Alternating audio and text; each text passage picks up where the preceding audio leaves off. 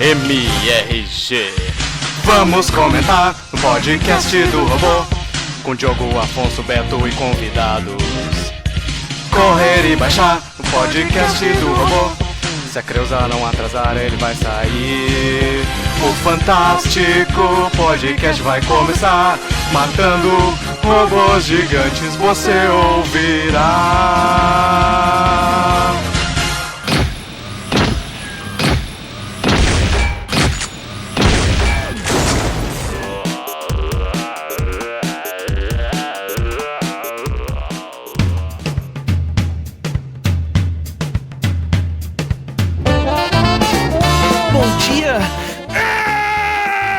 Boa tarde.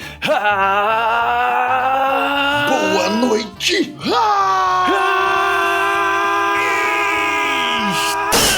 Estamos começando mais um Matando Robôs Gigantes, senhoras e senhores. Konnichiwa. Eu fiquei gostosão loiro, velho. Eu sou o Beto Estrada e estou aqui com Afonso Gostosão Solano. Olha aí, senhoras e senhores, e direto dos palcos do Bexiga para fazer aquela homenagem. Lucas Mol brilhando e pronto para soltar o meu poder. Senhores, hoje, evidentemente, faremos aqui a nossa homenagem ao vovô Akira, né? Que nem ele já tava na categoria de vovô? Já, pô. Ele era um vovô iniciante. Não, Vovô, galera. Pô. É. 68 anos. 68 é vovô, porra. Vovô, é um vovô tá iniciante. 70, meu irmão. É um vovô inteiraço. É porque antigamente as pessoas eram avós e avós aos 40, né? Sim. É, então. Não, mas 68 é vovô e vovó, porra. É, É vovô e 68 vovó, sim, mas vovô. não aparenta um vovô e vovó hoje em dia. É esse que eu... Ainda mais se ele é japonês. Sim. O japonês, ele tem uma parada que eles ficam, parece que ter 40 até uns 70. Aí quando vira 70... Mas também depois... E aí vira a chave, Aí vira a Isso, chave. exato, vira a chave. Aí as mulheres ficam pequenininhas assim, né? Bem pequenininhas. Fofinhos. E os homens viram aquele pai mei também com um barbão branco. É assim que eu vejo, pelo menos. Será que eu sou uma mulher japonesa? Provavelmente. Seu pé é pequeno, Mol? Você é todo pequeno, né, Mol? Não, meu pé é ok. Eu sou um baixinho todo proporcional, assim. Eu não tenho nada muito fora do comum, não. Olha aí. só. Tá bom. Proporcional. Mas, ó, você sabe, Afonso, que essa imagem é tipo assim, o meu avô, ele parecia o Sr. Miyagi, sabe qual é? Exato. Tipo, Vale um contexto, né, galera? Volta e meia eu fico brincando aqui com o Beto, da herança dele e tal. O Beto é realmente japonês, né? Seu avô aí, sua família. O meu avô, ele veio do Japão na Segunda Guerra pra cá, então, tipo, meu avô é japonês mesmo, assim. E Estrada, na verdade, na família dele é Esturada. Beto Esturada.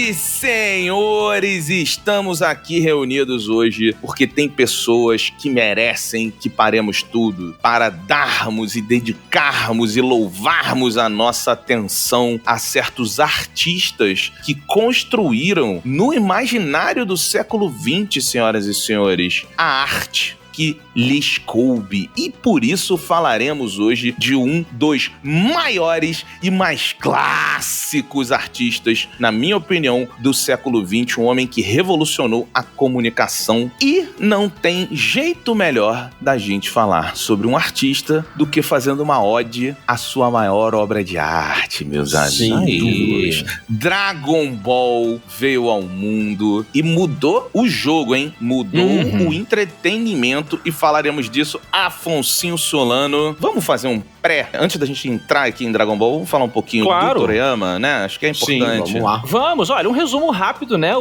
Ele tem um nome que já é referência por si só, né? Se ele já não fosse famoso. É mesmo. O nome dele é Akira Toriyama. Ele nasceu lá em 5 de abril de 1955 e faleceu agora dia 1º de março de 2024. E ele era um mangazeiro, né? Um mangaka, que a gente fala. Mangaka.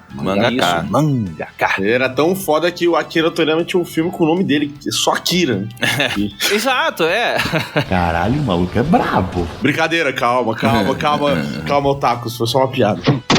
E ele junto do Osamu Tezuka e o Rumiko Takahashi, né, que são outras duas celebridades aí que exportaram suas grandes obras, foram grandes influentes também, ele é considerado um desses artistas que mudou a história dos mangás e do entretenimento, como o Beto colocou, né, e o Dragon Ball realmente foi a obra dele que mais brilhou. Eu acho que vale ressaltar também que ele também mudou as histórias do videogame de RPG, né? Isso, por quê? O Chrono Trigger foi um grande salto de qualidade. Não, antes o Dragon Quest, né? Vamos lembrar do Dragon Quest, que é tipo, as pessoas que têm na cabeça o pensamento ocidental de tipo, Final Fantasy ou qualquer outra, a maior saga de RPG oriental, rapaz, é Dragon Quest. Não, é Dragon Quest. Total. Não tem nada maior do que Dragon Quest lá no Oriente quando você fala de RPG. Sim, pra lá, sim, realmente. E o Dragon Quest foi o artista, o que desenvolveu os personagens.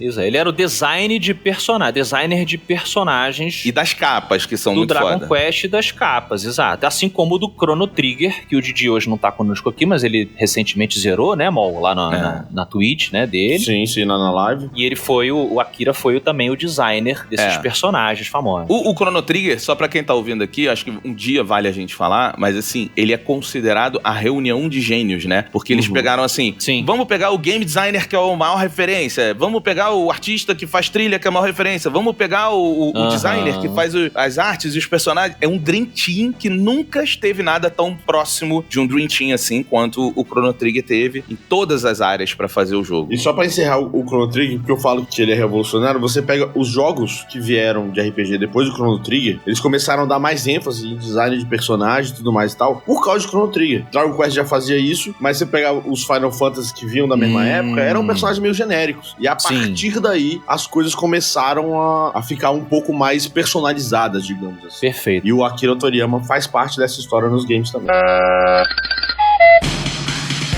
O mestre Akira Toriyama. Eu tenho dificuldade de falar o nome dele normal. Eu sinto que eu tenho que botar uma ênfase assim, sabe? Respeitosa. Eu entendo. Né? Eu tenho esse mesmo problema com a palavra iogurte. Eu não consigo falar iogurte, eu tenho que falar iogurto! Que aleatório. Pois é. A arte dele, galera, ela mirava no gênero shonen, né? Que pra quem não conhece tanto o mangá, são aqueles quadrinhos japoneses que são voltados para o público adolescente. Eles costumam colocar uma janela que foge, claro, né? Mas principalmente de 12 a 18 anos, né? Inclusive o kanji mesmo, que fala shonen, ele quer dizer garoto, né? Ou coisa jovem, menino jovem, e quadrinhos. Então, literalmente é quadrinho pra gente jovem. O One Piece, Naruto, tudo é da Shonen Jump, né? Que é o... Sim, eles têm uma ênfase mais em aventura, ação... Jujutsu, Bleach... Isso, exatamente. Então tem revistas, principalmente a Shonen Jump, né? Que são voltadas para esse público. No Japão é muito assim. Curiosidades, antes da gente entrar no Dragon Ball, só pra gente olhar para o que ele fez antes. Porque, assim, o lance dele foi que ele começou desenhando 101 Dálmatas. Olha que curioso, a referência dele... Olha, isso eu não sabia. Isso é uma coisa que... pouca gente sabe. Ele era, tipo, vidrado e ele vira mangaka porque ele participou de um concurso lá de 101 Dálmatas e tal, e mostrou o desenho dele de 101 Dálmata, aí ele vai fazer um quadrinho. Aí ele faz o Dr. Slump, que é famoso pra caralho, e é a primeira parada dele, história antes do Dragon Ball. Primeiro grande obra dele, né? Aí a parada fez um puta sucesso do caralho, e aí ele criou um personagem, tem um personagem, não sei se vocês já viram no Dr. Slump, que ele tem um cabelinho grande, assim, um doutor lá, japonês, tem um cabelinho grande, é o editor dele, que ele botava pra sacanear o cara, assim, tipo assim, vou dar uma sacaneada, sabe qual é? E aí ele botava o cara. Tanto que quando acabou o Dr. Slump, ele falou assim, cara, não aguento mais, quero acabar essa porra. Eu queria contar a história de um ano, tô há 5 anos fazendo essa porra. Eu não estou suportando mais. E aí a galera da editora falou assim, velho, você só para se você me der um bagulho novo. Se fode aí. E ele ficou um tempão trabalhando, desenvolvendo e criando uma parada nova, até que ele pudesse, pra ele poder acabar o Dr. Slump, que ele não aguentava mais, ele tava de saco cheio. E aí ele apresentou, na verdade ele fez uma one shot antes, que era Dragon Boy. Ele fez o Dragon Boy. E aí o Dragon Boy deu certo e depois criou a série e aí começa a saga dele com o Dragon Ball. Um exemplo, ele queria terminar o Dragon Ball. Tô de saco cheio. Não quero mais contar essa história. Vou fazer o garoto crescer. Aí Aí os editores, não, cara, não vai, cara. A galera quer uma criança. Não, eu preciso que ele cresça. Não, cara, não vai. Aí o que ele fez? Ele entregou estourando o prazo pra ir pra impressão, porque aí a galera não conseguiria reclamar que ele fez o Goku crescer, tá ligado? Pode crer. Tipo, é isso ou não vai ser publicado? É isso ou não vai ser publicado. E aí os caras confiaram e deu certo. E sabe por que se chama Z? Porque é a última letra do alfabeto. Assim ninguém ia forçar a barra pra continuar depois. É só por isso que se chama Z. Aí... Porque ele falou, cara, eu não quero que a galera me force pra continuar essa porra. Depois, quando acabou, acabou. Aí ele botou o Z. E foi aí que os editores inventaram no alfabeto que depois de Z vem GT. Pois é. Que ele não faz, tem que ele não essa- faz, Eu que tô não é ligado, dele. eles- O GT não é dele. Ele dá uma assessoria no início, depois ele para. Mas vamos lá então, vamos para Dragon Ball. Vamos, Você, maravilhoso. Mol, fazendo já a rima, é um grande fã de Dragon Ball, né? Assim como eu e Beto, ainda que eu não tenha acompanhado tanto quanto vocês dois. Eu faço aqui hoje o papel do fã que acompanhou um pouco mais distante. Eu assistia muito com os meus irmãos, que são um pouco mais novos do que eu, mas eu não sei toda a história, não peguei exatamente, não fez parte assim da minha... Você era maduro demais pra isso, né, Afonso? Cara, não sei, talvez, né? Você tá um pouco mais adolescente, né? E aí você fica um pouquinho descolado, não sei o quê. Mas eu sentava pra assistir, principalmente as brigas e os conceitos, né? E os valores e tal. Até o próprio humor me pegava um pouquinho. Mas eu quero que você contextualize, porque tem muita gente que escuta o MRG sem ter assistido os filmes que a gente tá falando, jogado jogos, né, Betão? E a pessoa quer saber, tá, que diabos é esse tal de Dragon Ball aí que a galera tanto fala? Pois é, Dragon Ball, que é o primeiro, que é o do Goku criança, lembro de começar a assistir no SBT, que passava... Teve uma época que passava Fly, que era um outro desenho do Toriyama, bem baseado em Dragon Quest, se eu não me engano. E aí depois começou a história de outro menininho pequeno que luta, que era o Dragon Ball. Eu admito que, na minha infância, eu não assistia muito Dragon Ball. Eu vi alguns episódios soltos, porque meus amigos gostavam de assistir Dragon Ball e tal. Eu simplesmente não me conectava com aquilo, não sei porquê. Hoje eu gosto pra caralho, mas na época eu não assistia. Mas foi no Dragon Ball Z que a minha cabeça explodiu. Assim, porque... Que é a sequência, né? Que é a próxima fase. Que é a sequência direta.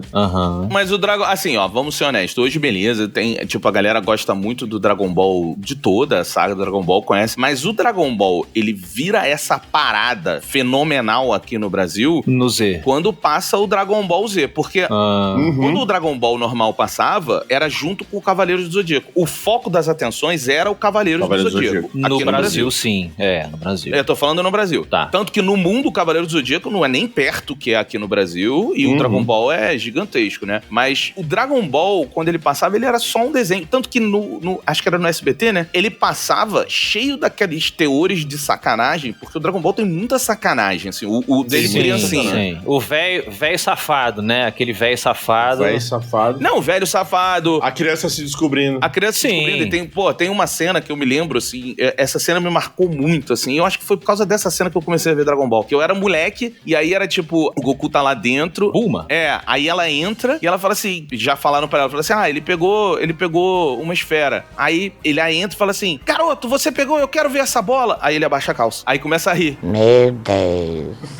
Sabe qual é? É esse tipo de humor que tinha. Sim. Mas é justamente o tipo de humor quinta série, que a gente chama aqui no Brasil. Sim. Quando a gente falou do gênero shonen, é justamente isso. É aquele período, principalmente do menino, que ele está se descobrindo de menino pra homem, ele tá fazendo brincadeiras que são um pouco controversas pra entender como é que a sociedade, né? Quando a gente que curte, né, psicologia e essa área da literatura, assim, do comportamento, você vê ali que dentro do humor, o Akira, ele tava mostrando, e é por isso que fazia muito sucesso. Os meninos dessa idade se identificavam com o Son Goku, que é o protagonista, né, ainda criancinha no começo, flertando com esse tipo de coisa. Agora, pra quem não conhece a série não era sobre isso, né? Eram brincadeiras, humorzinho que de vez em quando aparecia e tal, mas a história principal é uma história de aventura, né, Mol? Exato. Sim. E ela não é sobre nada. Eu acho que isso é importante a gente deixar claro. É igual Seinfeld dos animais. Calma, cara, deixa eu terminar. O que acontece é o seguinte, o mote principal da série é o seguinte, existem as esferas do dragão, quem reunir elas pode pedir um desejo. Isso. E aí, no meio do caminho, eles vão descobrindo que existe uma luta do bem contra o mal sobre quem vai pegar as esferas do dragão, e eles acabam se colocando como bem. Só que eu digo assim, sobre nada, porque o Toriyama, e isso é palavras dele, quando ele criou o Dragon Ball, ele não sabia o que ia acontecer. Sim. Ele só escrevia semana a semana e ia evoluindo a parada. Ele não desenhou um esquema esqueleto, aonde eu quero chegar, aonde eu quero terminar. Ele falou assim, eu vou pegar lá o mito do macaco, lá chinês, do Rei Macaco, que ele gostava, vou olhar pro Jack Chan, inclusive a referência de ser de luta, de karatê é o Jack Chan, que ele amava, e vou contar uma história. Aquele romance também, né, ele se inspirou muito no romance Jornada ao Oeste, um romance chinês, não é nem japonês. É o do Rei Macaco. É o Rei Macaco. Sim. Mas é porque o Rei Macaco dentro desse romance, é importante citar. É o personagem do Jornada ao Oeste, que é um clássico. Que muitos anos depois o Jack Chan fez, né? O Jack Chan fez o filme do Rei Macaco, depois muitos anos depois de Dragon Ball. Mas e é referência pra muita coisa, mas é isso, né? É bacana você falar isso, porque começa, né, Mol, com o Son Goku, que é um menininho que tem um rabo de macaco, pra fazer essa referência aí, e ele tem ali, começa a ser treinado, né, em artes marciais, conhece a Bulma, não sei o que descobre, mas é meio que assim, são aventuras, né? São aventuras que ele vai vivendo. Era um bagulho leve, se eu não me engano, quando ele pega as esferas, ele nem sabe que pedido que ele vai fazer, tá ligado? Tipo, ele tá pegamos aqui e tal. Sim. Mas aí, beleza. Quando o Dragon Ball Z chegou, a gente já sabia dos conceitos, porque a gente via eventualmente uma coisa ou outra, né? Quem não acompanhava... Eu tinha um amigo meu que era o Mauritius, meu vizinho lá de Brasília, ele acompanhava tudo de Dragon Ball. Tudo que passava de Dragon Ball, ele acompanhava. E aí, quando veio o Dragon Ball Z, meu irmão, foi um bagulho, assim, realmente... Eu lembro de explodir a bolha. Não se falava nem bolha da nerdice, que a gente era muito pequeno pra ter esse conceito na cabeça. Mas em todos os lugares que se ia, você via alguém falando de Dragon Ball Z, sabe? Acompanhando arco a arco. Mas o Dragon Ball Z, ele passa aqui no Brasil e a gente já tá mais velho. Sim. Mas o que foi o quê? 13 anos? Eu tava com 13 anos nessa época. Cara, depende da idade. Porque assim, o Dragon Ball Z, quando ele passou aqui na Bandeirantes, foi no final dos anos 90. Sim. Né? E foi aí que a parada começou a explodir, a parada começou a pegar. Aqueles episódios que você ficava 3 semanas vendo uma luta. A luta do Majin Buu, ela dura 2 meses. Mas, senhores, aí a minha veia de escritura aqui me obriga a puxar sempre o contexto. Vocês estão falando aí de Dragon Ball versus Dragon Ball Z. E aí, de novo, quem não conhece, tá falando que diabo?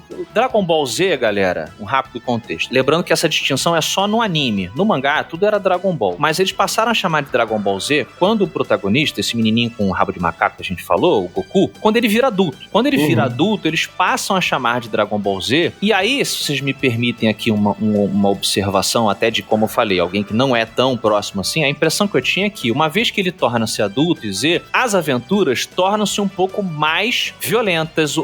The stakes are higher. As apostas passam a ficar maiores, os conflitos cósmicos, a coisa fica um pouco mais acirrada. Sim. Né? Esse é o lance do Z. As histórias ficam mais complexas, porque realmente era bem infantil o Dragon Ball normal, e aí quando vira, é meio que o mesmo processo hormonal que a gente tava tendo na época. Sim, ele saiu daquela infantilidade e de repente viu, músculos, explosão, pessoas do espaço, macacos gigantes contra macacos gigantes, porque antes o Goku ficava macaco gigante sozinho, né? Tanto que o vô dele corta o rabo pra ele parar de virar macaco gigante e destruir as cidades que ele tava viajando no Dragon Ball. No Dragon Ball Z, veio um outro macaco gigante, meu irmão. Um outro macaco então, gigante do espaço. Explica essa parada aí. Explica então. Que é o seguinte, o Goku, ele não é humano, é o princípio bem super-homem, ele cai na Terra. Isso. E ele é adotado por humanos, né? No caso, ele é adotado pelo avô dele.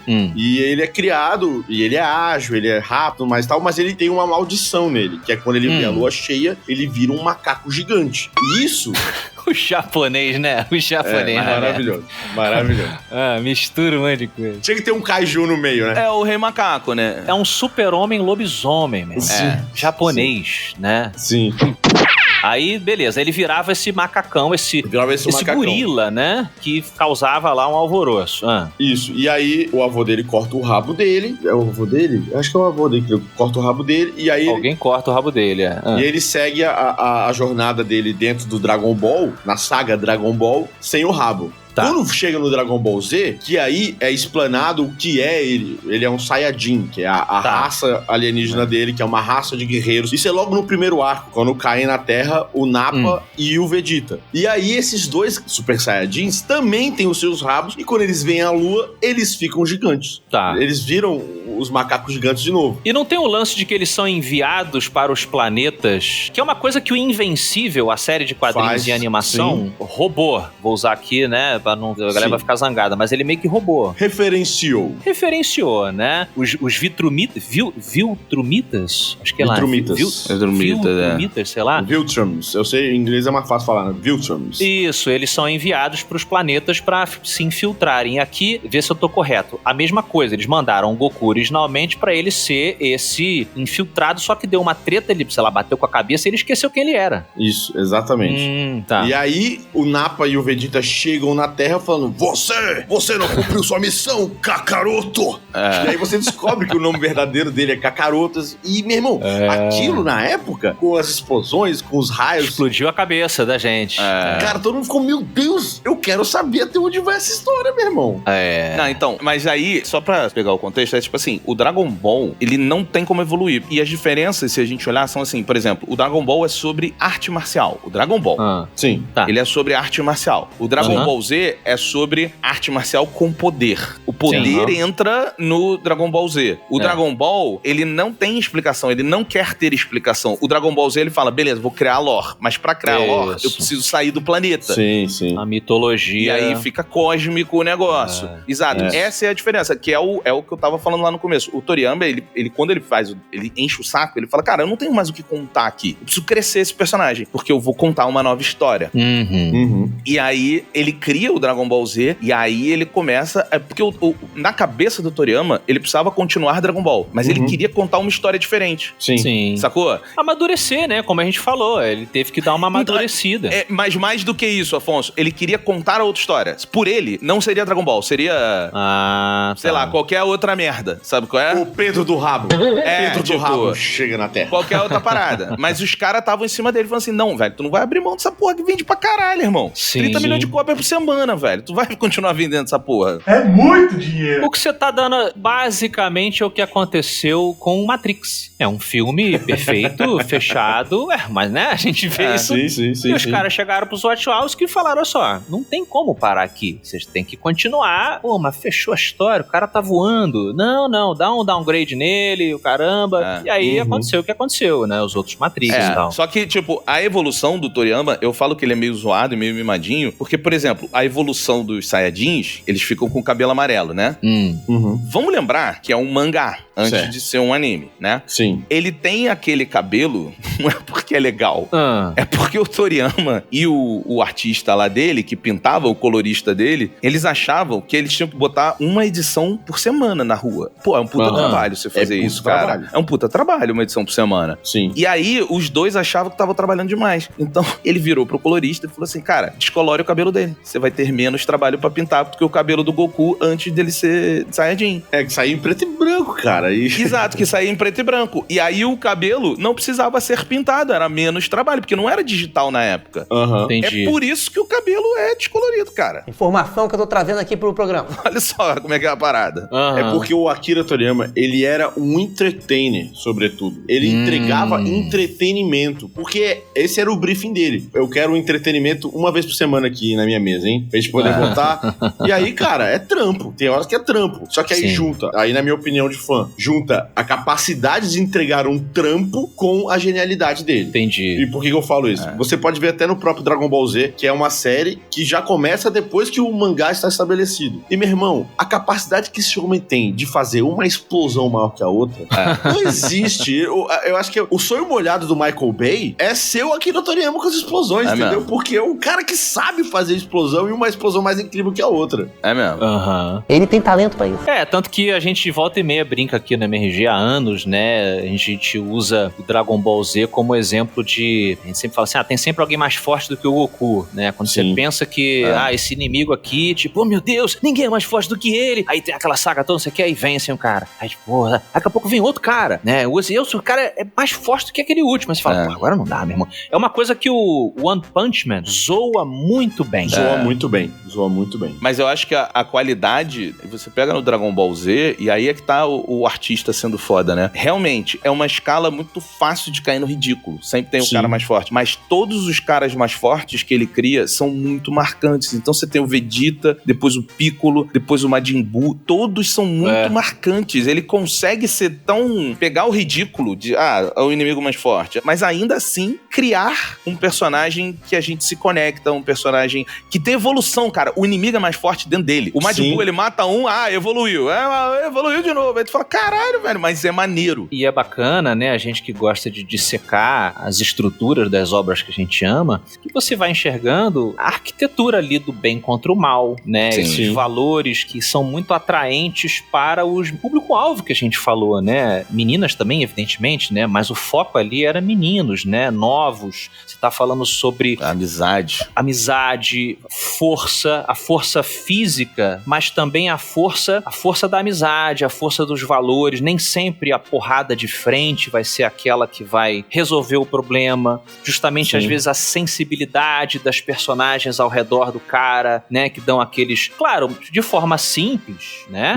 Mas com aquela filosofia oriental que a gente sempre viu eles conseguindo exportar de uma maneira muito bacana. Então é bacana você ir dissecando e enxergar por que isso se conectava com a molecada, né? E uma parada que eu acho legal da narrativa dele, inteirando o que você acabou de falar, Afonso, é que ele é um cara que tinha esses arquétipos muito claros, né? Essa questão da evolução e tal, mas também profundamente enraizado na cultura japonesa. De outras, tipo, eu fico imaginando aqui, isso aqui é eu elucubrando sobre como o Akira Toriyama pensava. Tipo assim, ele falou, cara, eu preciso entregar um bagulho toda semana e onde eu posso achar inspiração pra algumas coisas? Tipo, sátiras sobre coisas que já estão no imaginário japonês. No Brasil também a gente já tinha algum contato com isso pelos Super Sentais e outras referências japonesas que a gente já tinha aqui, mas, por exemplo, o Esquadrão Ginyu Tokusentai. Aquilo ali é uma brincadeira clara com os Super Sentais, tá ligado? Os caras fazem umas poses, cada um tem uma cor, cada um tem um poder diferente, eles se comunicam como um Super Sentai, tipo, eu lembro deles, agora vamos! Aí faz aquela tela dividida igual quadrinho assim, deles falam, vamos todos! E aí, cara, e a cada arco que vinha, tinha uma referência diferente dessa. Tipo, o Super Satan, que é um desses caras que é meio fanfarrão, ele me lembra muito os caras de Telecat, né? Que é o cara que inventa a história de que ele é incrível e tudo mais e tal. Sim. E então, o que acharam da minha performance?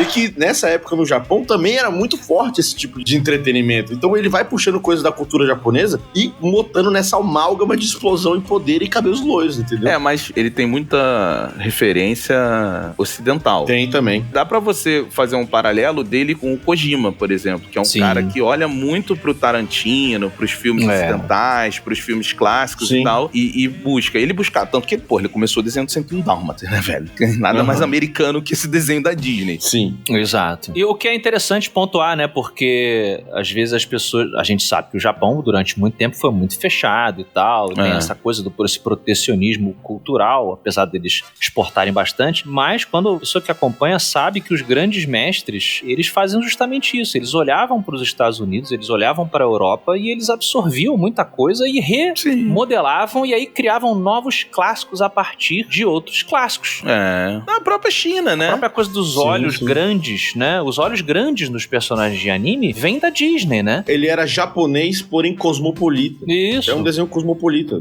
Ele pega a referência de tudo, assim. Isso aí. Eu acho que talvez seja até por isso que a gente tenha se identificado tão facilmente com Dragon Ball Z, né? O Dragon Ball é bem mais oriental, na minha opinião. Assim. Tá, sim. Analisando a história, ele é bem mais oriental. O Dragon Ball Z, ele mantém toda essa questão japonesa, chinesa e tudo mais e tal, porque o lore tá lá, mas aí ele vai trazendo essas coisas da cultura pop, né? Seja da pop japonesa, seja da pop mundial, e aí ele vai juntando essas coisas. Isso. E ele monta também, uma coisa que eu gosto de falar, é que ele pode não ser o inventor disso, mas ele é o cara que criou o arquétipo Vegeta nos animes shonen. Depois de Dragon Ball Z, você bate o olho e fala assim, peraí, esse Riei do Yu Hakusho é o Vegeta do Yu Hakusho. Peraí. Explica pra galera aí o que é o Vegeta. Quem é o Vegeta mesmo? Vegeta é o primeiro grande embate do Goku no Dragon Ball Z, que se torna o eterno rival. Aquele rival que se torna um companheiro, mas ainda sendo um rival. Ele é um cara que ele tá tentando sempre superar o Goku, né? O personagem principal. É isso que move ele. E ele é meio tirão, ele é meio... Às vezes ele se volta pro lado mal e tudo mais e tal. Ele é um cara... Ele é um personagem mais, digamos, hoje em dia, mais cinzento, né? Ele tá trafegando entre o bem e o mal ali em prol dessa rivalidade ou de algum outro objetivo que é escuso e que ele tá disposto disposto a fazer qualquer coisa pra ganhar mais poder. Isso não pode estar acontecendo. Como o Vegeta conseguiu se transformar em um Super Saiyajin? Não era verdade que um Saiyajin só podia se transformar se fosse calmo e tivesse o coração puro? Eu sou calmo. E meu coração é puro? Meu coração é pura maldade.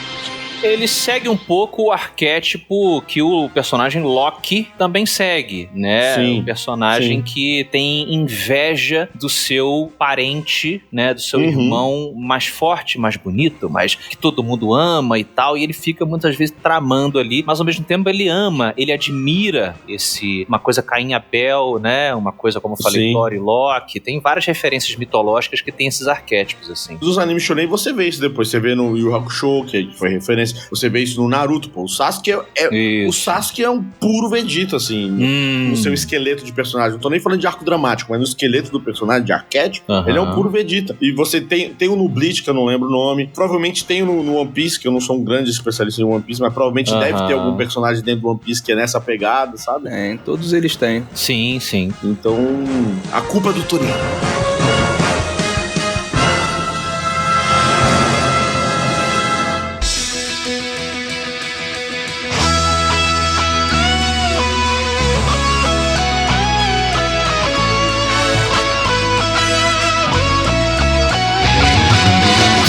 Quero saber grandes momentos que ficaram mais cicatrizados na memória de vocês. Grandes momentos de Dragon Ball e Dragon Ball Z. Cara, é foda. Eu acho que o Kamehameha é um dos momentos mais marcantes, né, cara? Quando ele... O primeiro, né? Puta, é muito foda, assim. Porque é isso. A escala. Sempre que o Dragon Ball traz uma proporção de escala gigante, ele era muito impactante. Ele não deixava uma parada ser gigante à toa. Tinha que levar 2 semanas pra você preparar a grandeza de alguma coisa. Quem está ouvindo e não viveu isso, literalmente 2 semanas. E todo dia você via. Eu acho que, cara, sem sacanagem, eu não tô zoando. Eu acho que ele summonou o Kamehameha lá durante uns 3 dias. Pode crer.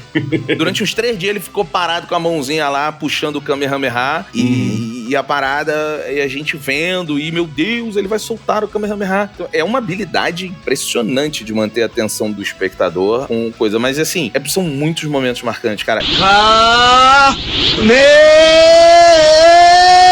O Kamehameha, afastem-se, Goku vai lançar o Kamehameha com todas as suas forças! Cara, primeiro, eu acho que a aparição do Vegeta, né, a criação, o Vegeta, pra mim, chegando na Terra e fazendo a primeira luta. O Vegeta é maravilhoso. E explanando o que é o Kakaroto é muito foda pra mim. Sim. O momento, a morte do Kuririn na saga de Namekusei, quando ele tá lutando com o Freeza. Não é o Kuririn que vive morrendo, inclusive? Não é ele que vive morrendo. Morrendo. Que é uma frase... Todo mundo morria ali. Todo mundo morria várias vezes. Tem um áudio maravilhoso, que é um meme brasileiro, que é o cara falando pra mulher que ia botar o nome do filho dele de Gohan. Aí a mulher chorando, meu filho não vai se chamar Gohan. Ele, respeite Gohan. Gohan morreu 3 vezes pra poder salvar a Terra. Eu não vou ter filho com você. Pronto. Rapaz, a gente vai ter um casal. Não vou ter, não. Eu não vou passar 9 meses pra registrar um retardado chamado Gohan. Retardado não, você respeite Gohan. Você não sabe, o Gohan morreu 2 vezes, minha filha. Goku morreu 3 vezes pra salvar o planeta. Todo mundo morria, mas a morte do Kuririn, que é quando o Goku finalmente fica muito puto e vira o Super Saiyajin pra poder lutar com o Freeza. E aí depois tem a luta do Freeza, uma das lutas mais incríveis, que demorou semanas pra poder dar o Kamehameha também, pra poder explodir. No final explode-se o planeta com todo mundo que sobrou no planeta, que tinham tirado todo mundo. E aí volta pra Terra, e aí o Goku aparece. O Goku não tá na Terra, e o Freeza aparece de novo na Terra. E você pensa, fudeu. O Freeza é o cara mais pica, o único que peitou o Goku de frente. Aí vem o Trunks do futuro e corta ele com uma espada assim, ó, rapidinho. Você fala, meu Deus, tem alguém muito mais forte que o Goku. Essa é uma parte muito foda. A saga do Cell, que é uma das sagas mais, que é a que eu mais gosto do arco de Dragon Ball Z, a saga do Cell. Quando aparecem os androides. Os androides são muito foda. Que são referência do Dragon Ball, da Red Ribbon. Eram os grandes vilões do Dragon Ball. A Red Ribbon ressurge, né? Eles trazem o Dragon Ball pra uma coisa, volta pra Terra, ele não é cósmico, ele é da Terra, são forças que a Terra criou pra poder lutar com o Goku. E aí quando a Android 17 quebra o braço do Vegeta, ela vira o braço do Vegeta do outro lado, assim. Cara, essa cena é impactante. Então, mas essa cena é foda, porque olha só como é que é marcante, né? Tudo que você tá falando, eu tô lembrando aqui, todos os momentos impactantes são momentos em que você percebe que tem alguém mais forte. Exatamente. Dragon Ball é sobre isso. Porque quando os androides aparecem, a gente tá com o Vegeta como tipo assim, meu irmão, Vegeta, velho. O Vegeta pegou o Super Saiyajin também. Porque vem o Vegeta e o Nappa. Aí primeiro o Nappa é muito louco. Aí depois tu vê que o Vegeta é muito mais louco. E aí vem o androide, aí tu fala caralho. Aí depois vem o céu, aí tu fala caralho. Aí é tipo, todo o que marca no Dragon Ball é que ele cria um mito gigante daquele vilão invencível. Mas quando ele acaba, o próximo boss é muito mais foda. Muito mais foda. Mas olha como é que isso é poderoso. Olha como é que isso é bacana. Eu falei ali da arquitetura e dos valores e por que isso faz tanto sucesso. Porque a mensagem, cara, que a obra, ela tá colocando ali na cabeça dos menininhos e menininhas é que você só consegue ficar mais forte, você só consegue melhorar, desenvolver suas habilidades quando você enfrenta coisas que você tem medo, coisas que são, a princípio, mais fortes do que você. E quando você conseguir superar essas coisas, quando você passar por esse arco de superação, você vai sair melhor. E vem outra coisa maior. Sim. E vai vir outra coisa maior, mas você vai saber que você vai ser capaz também. Eu vejo isso acontecendo muito com... Mandar um abraço aqui pro meu amigo e treinador lá da academia, o Aquiles, que tem nome de herói, porra. Olha aí. Mesmo. Né? Um beijão pra ele aí que escuta o MRG. Mas ele e o filhinho dele, o Nathan, eles assistem, né, o Dragon Ball, e o Nathan tá nessa fase de, porra, acho que tá com 7 anos, sei lá. Eu vejo isso acontecendo com ele, sabe? O Aquiles mostrando esse desenho e ele entendendo assim, cara, o Goku, ele sente até uma antecipação, como é que a gente a palavra, um excitamento, uma excitação, o Goku, ele fica ansioso positivamente, ainda que com medo, por encontrar um inimigo mais forte do que ele. Porque ele sabe que ele vai ter que treinar, ele sabe que ele vai ter que sofrer pra se tornar melhor do que aquela parada ali. Porque você só se torna melhor quando você fica sob pressão de coisas que te fazem se sentir mal também. E ele é um grande otimista, né? O Goku é estoico. Sim, absolutamente. Ele é um absolutamente estoico. Ele é um grande otimista, velho. Sim. Ele sempre olha a vida como algo bom, faz parte, é um desafio. Agora, é engraçado que assim como o Toriyama também é foda, cara, porque ele é muito bom, mas assim, quando tu olha, tu fala assim, caralho, tu sempre arruma um vilão. Aí se tu pensar assim, tu fala assim, caralho, tu também, meu irmão, tu forçou a barra foda, porque ele vira Super Saiyajin, tu, caralho, a primeira transformação do Super Saiyajin é maravilhosa. Pois é, maravilhosa. Foda. E aí tu, caralho, virou Super Saiyajin, e agora? Ele é incrível. Beleza? Porra, virou Super Saiyajin 2. Que criatividade absurda você tem. Meu Deus, mas ele é incrível, foi maneiro. Né? E agora? Virou Super Saiyajin 3, porra. Aí tu fala assim, pô, velho, vamos parar. Não, Super Saiyajin Deus. Aí tu fala, caralho, velho, cria um bagulho novo aí, irmão. Porra, aí junta dois Super Saiyajin, que aí faz o Goku e o Vegeta serem a mesma pessoa. Caralho, velho. Porra. Tem essa parada, né? Eles podem se fundir, né? Sim.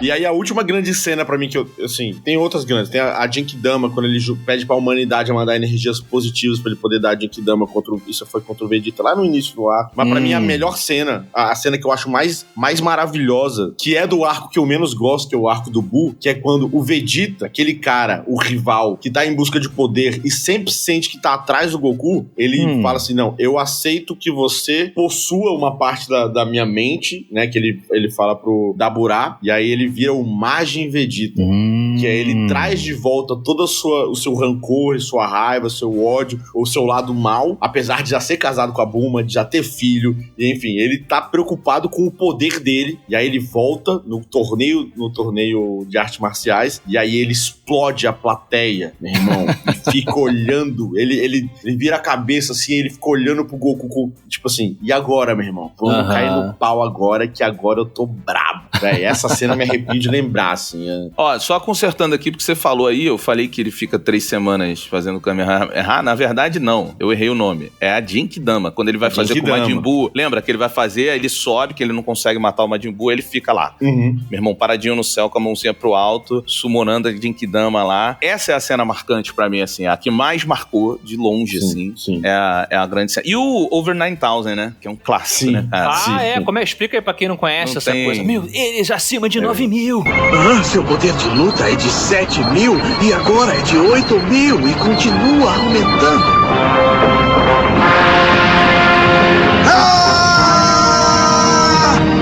favor, diga logo qual é o poder de luta do Kakaroto. É de mais de 8.000! Mais de 8.000? Isso deve ser um engano. Esse aparelho deve estar quebrado. Por que fica acima de 9.000? É o nível de poder dele, né? É o Ki, né? É o Ki. É, eles têm o Ki e aí virou esse meme. E eles têm aquele visorzinho de análise de Ki, né? Do poder. Que é muito legal. Porque quem fala o Over 9000, se não me engano, é o Nappa, não é?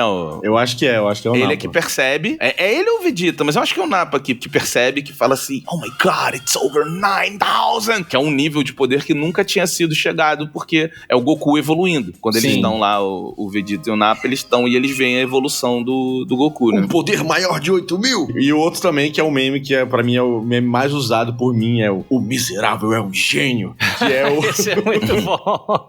É só ver ele que eu fico furioso. Desta vez eu me dediquei muito no treinamento, mas não consegui superar as habilidades de Kakaroto. O miserável é um gênio! Que é o Vegeta vendo o Goku fazendo algo incrível na luta. Ele, o miserável é um gênio. Isso é muito bom, porque é o rancor dele, essa frase. É o rancor, exato. Essa frase é o resumo do Vegeta. Ele reconhece o poder daquele cara, ele reconhece que ele é foda, mas ele ainda assim é um miserável. O miserável é um gênio, eu acho maravilhoso. Muito bom. O Vegeta, eu acho que é um personagem que acrescentou muito, né? Porque o Vegeta, se você parar pra pensar, ele chega como um vilão, ele chega como inseguro, mas uma hora ele aceita que o Goku é quem é. Sim. Né? Que é o grande rei macaco, é o grande deus e tal da parada. E ele fica brodão do Goku. Uhum. Tanto que a sensação que eu tive foi que em certo momento o Toriyama pegou o Vegeta e falou assim, cara, eu preciso te dar mais um valor. A galera gostou muito de você. Sim. Que aí quando eles se fundem, ele fala assim, eu preciso te dar mais importância. Mas o Vegeta que casa com a Bulma, né? Sim, o Vegeta que casa com a Bulma. Quem pega a Bulma no fim das contas é o Vegeta, não é o Goku. E tem o Trunks, que é um personagem que eu adoro também, eu gosto muito. O Trunks é um puta personagem. Mais legal que o Gohan, fica de mais legal que os otakus me odiarem agora. É mais legal que o Gohan. Respeite Gohan! Respeite Gohan!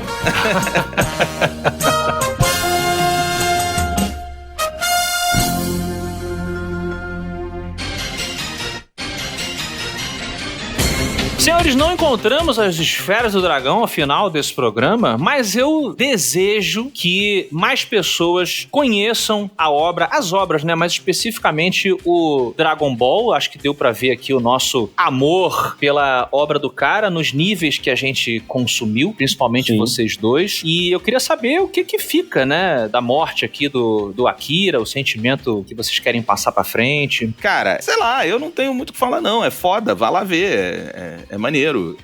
Tá no Max, né? No Max tem o... no canal Max. Se você não quiser ver a enrolação, o Dragon Ball Zekai, eles meio que remasterizam o Dragon Ball e eles tiram algumas gorduras. Muitas. Pra que fique mais, acelerado. Então, bom saber. Se você não viu ainda, vai no Kai que vai ser mais legal. Apesar de você não ter a dublagem original... Cara, é muito grande.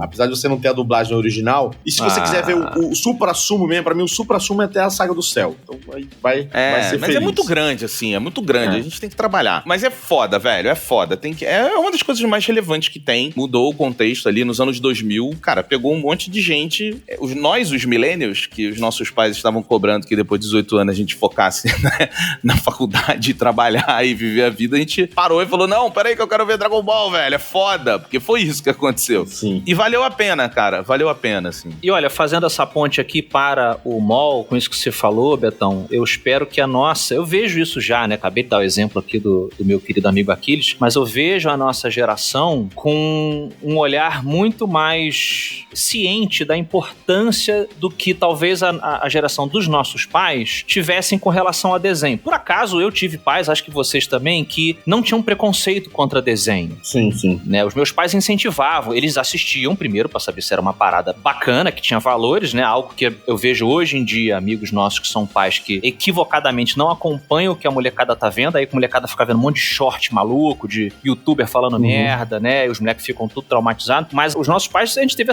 esse privilégio, né? Que eles, esse desenho é maneiro, He-Man, Thundercat, Dragon Ball, por aí vai. Até porque ele só precisava ligar na Manchete ou no SBT ou na Globo, né? Precisava ficar vendo nem TikTok, nem YouTube, nem Reels e porra toda. Mas eu tenho acompanhado pais que hoje, porque cresceram vendo esses desenhos, estão passando isso pra frente, entendeu? Sim. Então ó, meu filho, vamos assistir Dragon Ball. Porque eu sei que Dragon Ball tem esses valores que a gente falou, de superação, de amizade, bem contra o mal, que você só pode melhorar quando você é exposto a coisas que você não gosta, se você ficar sempre no seu lugar confortável, sem fazer esforço, sem sofrer, sem ter que trabalhar, você vai ser fraco. Essa é a grande mensagem de muitas das grandes obras, né? E o Dragon Ball ele mostra exatamente isso. Então, a criança que cresce... Claro, não é só isso, pelo amor de Deus, né? Você não vai virar o Cable Guy. Criança que é educada pela televisão, não é só isso. Mas eu acho bacana esse valor de certas obras e o Dragon Ball tem muito isso. Queria saber o que o Mol sai daqui pensando. Cara, fiquei muito feliz pelo convite de me falar aqui. A gente tá na nossa fase de vida que a gente tá perdendo nossos ídolos, né? Nossos ídolos estão indo, que é natural, né? E aí minha mulher tava até comentando comigo é estranho que com a morte do Akira Toriyama você não tá tão triste. Porque, por exemplo, ela fez um paralelo quando o Kino morreu, que é o criador da Mafalda. Que eu fiquei muito mal, realmente eu fiquei muito mal. E aí eu fiquei pensando sobre isso, que eu falei, cara, o Akira Toriyama, ele sempre me mostrou algo tão otimista, sabe? Eu sempre me diverti tanto com o Dragon Ball, eu fiz grandes amigos, eu me liguei muito com o meu irmão mais novo por causa de Dragon Ball. Eu vivi tantas coisas otimistas, eu fui tão otimista conviver com o que o Akira Toriyama proporcionou pra mim durante a minha infância e adolescência, que eu fico feliz de poder falar sobre ele. Apesar de triste, mas fico feliz de falar sobre ele e torço pra que ele continue recebendo nossa Genkidama de gratidão lá com o Sr. Kaiô, com a sua aureolinha lá no mundo dos espíritos e dando Kamehameha do jeito que a gente gosta. Obrigadão, Akira.